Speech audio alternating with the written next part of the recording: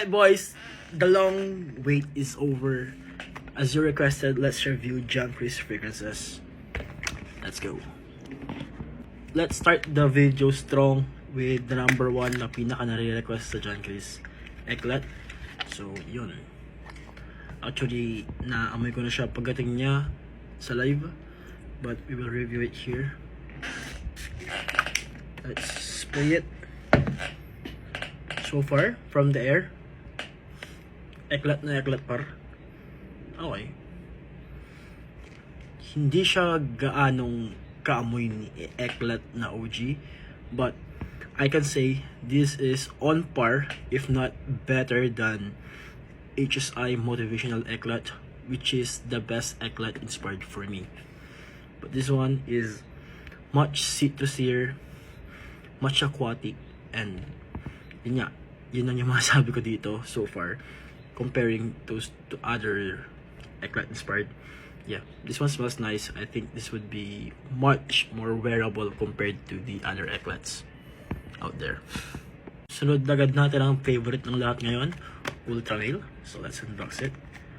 I don't think na-unbox ko na to, so this will be my first time smelling it. As you can see, naka-wrap pa yan. So bear with me boys, let's unbox it muna.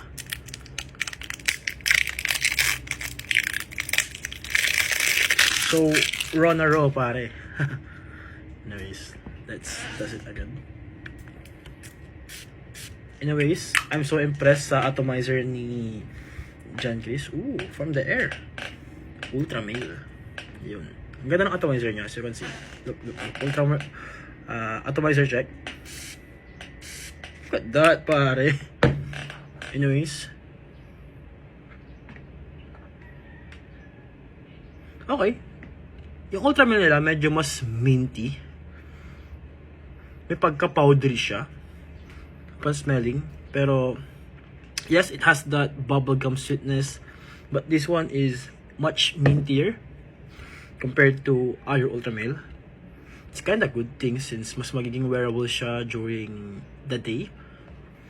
So yun nga, ang ataka niya masyado siyang minty, less lavendery, but all I can say, I think this is good. Hindi siya ganun kaamoy ni OG, pero yun nga, as I said, mas mintier siya, and maybe some, I don't know, parang mayroon siyang bergamot scent, or maybe that's the, hindi ko siya actually sure. Okay, correct me if I'm wrong, but yeah. And then meron siyang powdery scent na naamoy ko. It's kinda good. Okay then. Dito ako pinaka na-excite sa Sauvage since I'm looking for a best Sauvage inspired. Since wala pa ako na-aamoy na Sauvage EDT inspired na talagang kaamoy ni Sauvage. And natesting ko lang yung atomizer niya sa live, pero hindi ko pa siya na full wear. I mean, naamoy ko na siya, pero hindi pa yung totoong review. Okay, upon opening, medyo may pagka-peppery agad siya. Just unbroke siya pare. Ooh. Okay.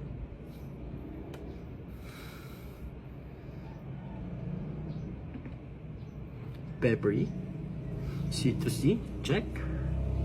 The ambrosia is there, check.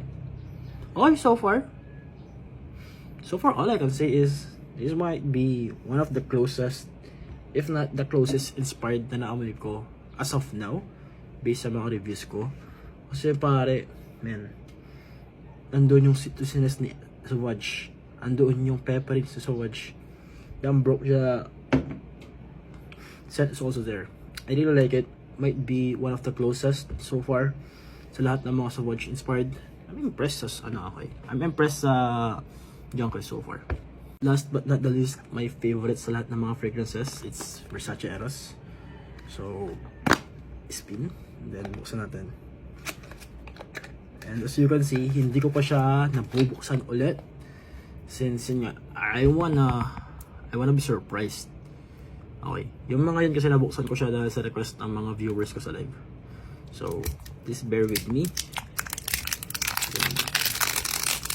Another rotate pare. Ooh, let's test it.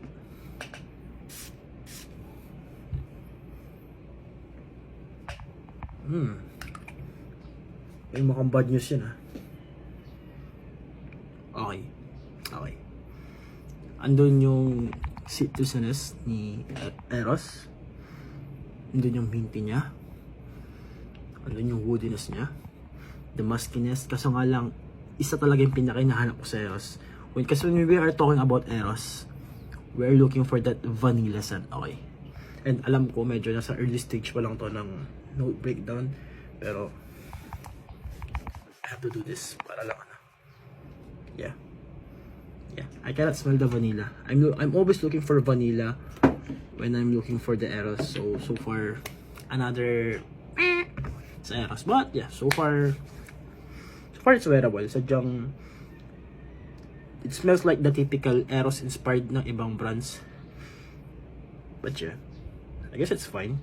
Sadyang di lang hinahanap talaga yung vanilla scent na Eros, since yun talaga yung parang trademark ni Eros, di ba? Okay, so conclusion, all I can say is that John Chris really did impress me, especially yung sa Eclat and then sa Sauvage.